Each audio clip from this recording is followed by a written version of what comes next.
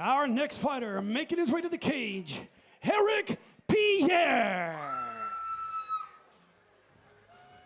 Welcome to Club Nokia at LA Live for this Sunday night edition of the University of Mixed Martial Arts. I'm Rich Slayton, joined by Donna Gonzalez to call this flyweight bout between Tizoc Froese and Erick Pierre.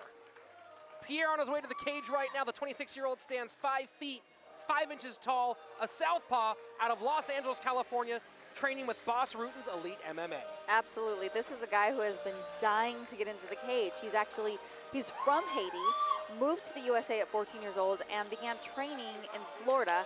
Couldn't lock in a fight at Florida for various reasons, and was like, I'm out of here, I'm going to California.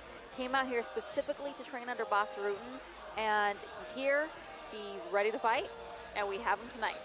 Trained with Edson and Andre Berto in Florida, so that might have something to do with having trouble getting those fights. Training under the Bertos, very dangerous training pedigree coming from there. Right. So we expect some good striking coming from that gym. I would imagine. And you know, coming out of Boss's gym, Boss's Elite MMA. That on top as well. You know, those guys know how to strike. Getting a little hug there from Ryan the Lion Lilly, longtime University of Mixed Martial Arts veteran. We love Ryan. Some of our greatest, most high-tempo fights have been Ryan Lilly fights. A lot of really talented people coming out of that gym. Absolutely. We always have great fights coming out of Elite MMA. Anytime they step in the cage, it's always very entertaining.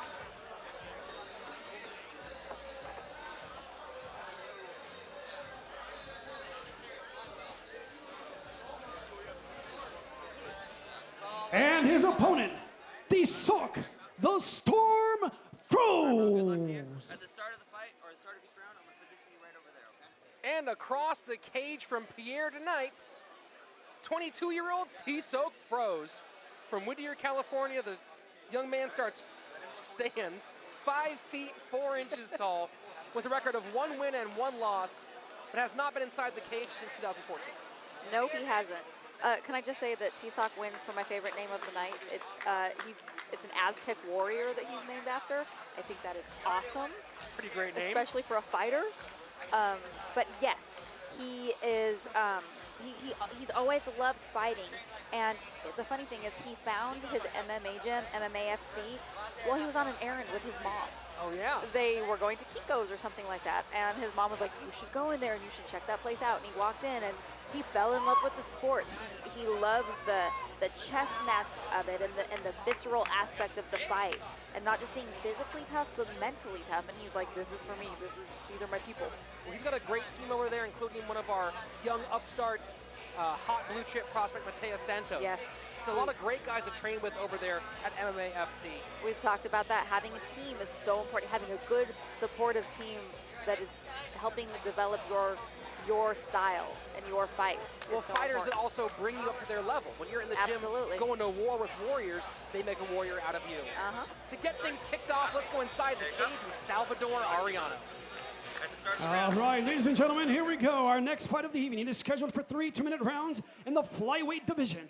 Introducing first, fighting out of the blue corner, making his debut. He stands at 5 feet 6 inches tall and weighed in at 125.6 pounds, representing Boss Rutten's Elite MMA from Winter Haven, Florida, Erick Pierre. And his opponent across the cage, fighting out of the red corner, a mixed martial artist. He comes to this fight with a record of 1 win and 1 loss. He stands at 5 feet 5 inches tall and weighed in at 126 pounds. Fighting with MMAFC from Whittier, California, Tizoc, the Storm Froese. And in charge of the action, Mike Bell. Get ready, folks. Here comes 3 2-minute rounds in the flyweight division between Erick Pierre in the blue corner, Tizoc Froese in the red corner. This is the University of Mixed Martial Arts. It starts here. Flyweights are always so exciting because they're so fast. There you go. Nice, beautiful. Inside, beautiful. Pierre. Take your time. That's it. That's it. Add that left straight. Tizoc told me pop fight, out. he wants to keep it standing. So I think we might be looking at a striking match because Pierre That's beautiful. also is a really strong striker. Very nice, Eric. beautiful. Lefty versus righty, so watch those straights coming down the pipe. You're doing perfect. Pumping that jab is Froese. Here, returns in kind. Add that left straight now. Add that left straight. Pop, pop. Yeah. One thing I noticed from Froese in the past, a bit of a headhunter sometimes. Notice right now his eyes locked on the eyes of Pierre. Both fighters looking at the eyes. You know, in Muay Thai they often train you to keep your eyes on the chin, like high chest area, so you can see both the feet and hands. Right, you can see the whole body. These guys are making eye contact. That might be a little bit of a mental game too. Very, very possible. But so far, not much level changes other than the low kicks from Pierre. That's about the 4th or 5th one on the inside there. And now he goes high. You know, both of these guys are taking their time and picking their shots, but as we've talked about, in 2-minute fights, you don't have a whole lot of time to do that. So even with Pierre landing those leg kicks and scoring, you gotta wonder how much Froese controlling the center of the cage plays into the way the referees see the fight. Right. Double jab, right straight. Double jab, left straight. Interesting note, with Pierre being lefty, you saw that last kick go to the body. That left kick can go right to the liver. Yes, which can shut down everything. Jab, punch first. Nice combination there from Froese. Little flash there on the part of Erick Pierre. Froese gave him a smile after that one. That one high. Froese coming forward with that combination a few times now, pumping that jab with straight right. Both of these guys, you know, being very technical, being really smart about the way they're fighting. Definitely two guys who've had a lot of time. You can tell they've had a lot of sparring. A lot of sparring hours. You know, they look great.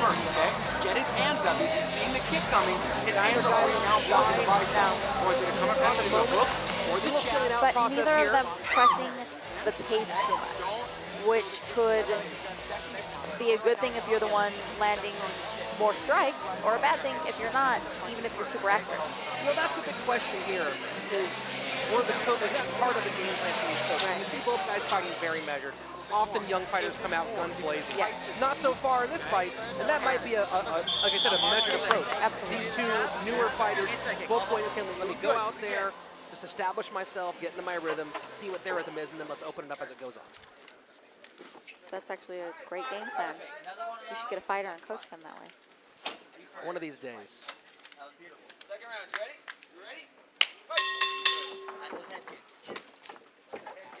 Froese again taking the center of the cage. Look at those jabs. You can see he's really trying to measure out for that straight right. Yes. He wants it. Again, beautiful. Beautiful. Yeah. Erick again going inside with that leg kick. Jab, get up. A little level change there from Pierre going to the body. Wow.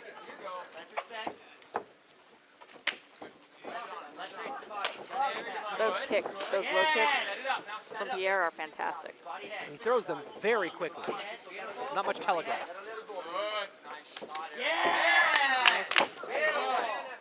Notice Pierre, front hand very low. And now here we are. A little bit of a flurry. Froese.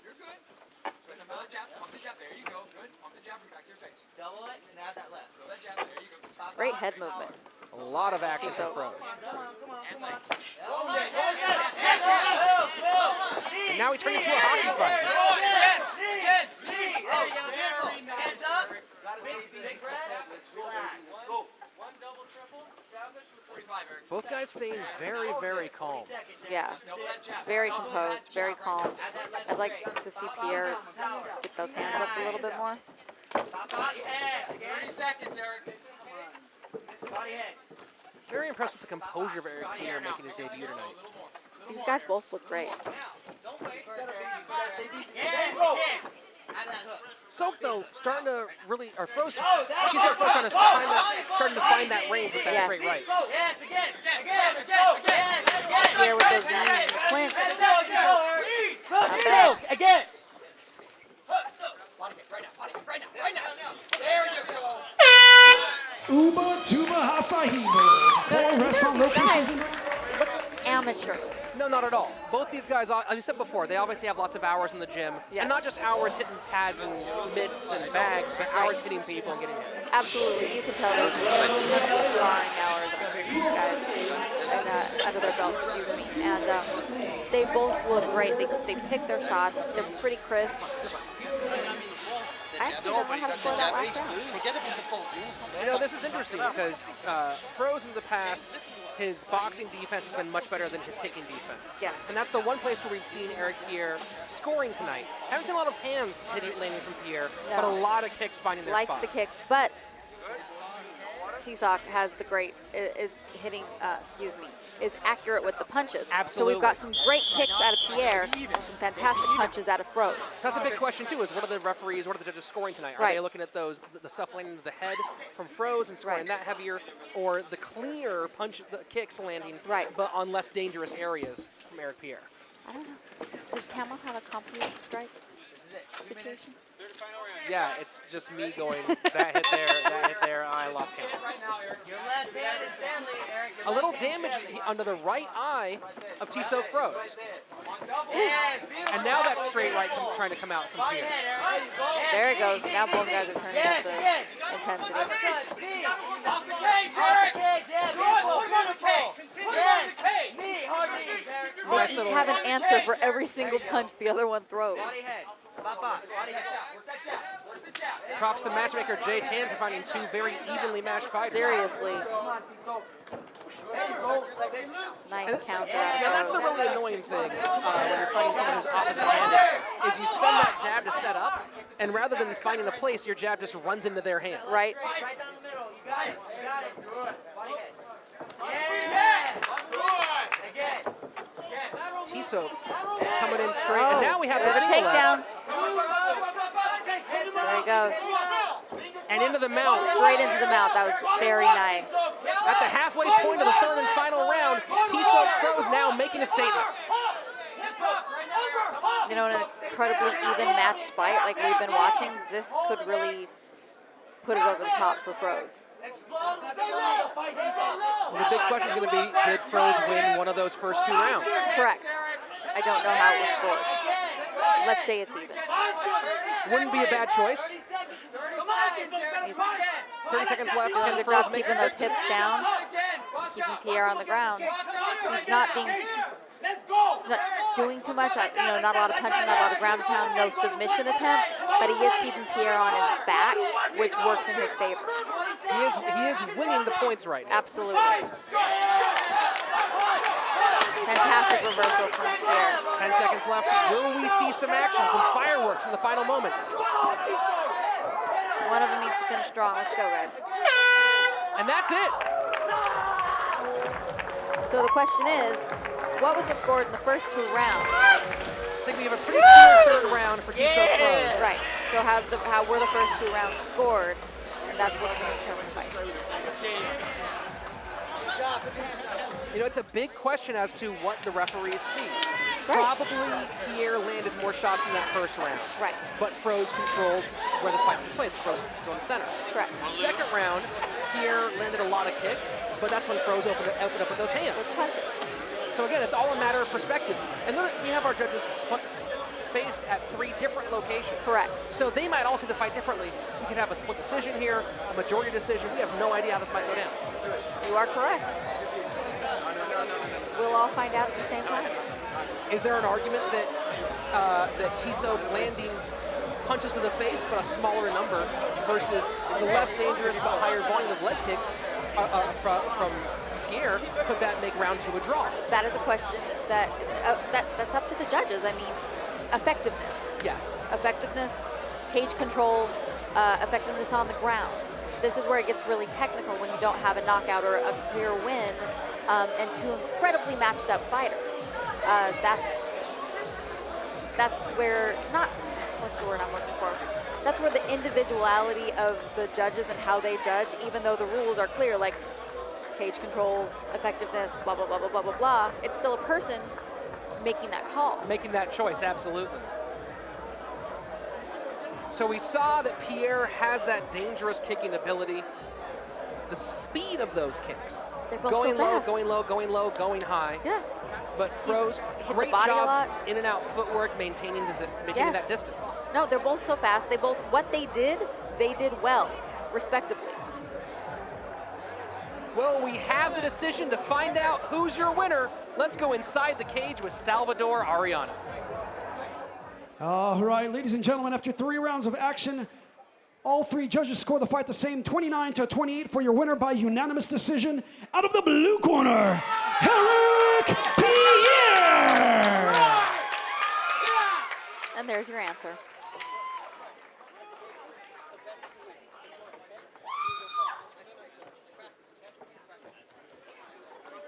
All right, I'm here with your winner, Erick Pierre. Erick, not bad for your debut, my man. Oh yeah, we finally did it. You came out, you guys both were striking on your feet. How important was it for you to stay composed and not get into a brawl with a game opponent like you had? I have respect for him, and first of all, special thanks to JJ Murtimer, and that helped me with the training. And I believe that Boss cannot be here, so I had to go out there and fight for him. So next time I fight, so he make sure that he be here. It's kind of like a dream come true for me. I'm tired, but hey, we're here now. You definitely missed out on this one. Yeah, it was great. You guys looked like you both had about the same game plan going in there. You fought the same fight. What was the difference that gave you the victory, though? I think that I was more faster than him, and then I had to keep the jab going, and then as I was doing that, so he was keep on backing up. So that gave me the advantage to kind of take advantage of it to really push him back more. And then when he take me down, and I had to find my way up, so that was a hell of a challenge for me. Well, it was a great performance. We look forward to seeing you again. Anybody you'd like to thank for your victory? Yeah, thank you to Mary that's here in attendance. Special thanks to J10 that helped me with this fight.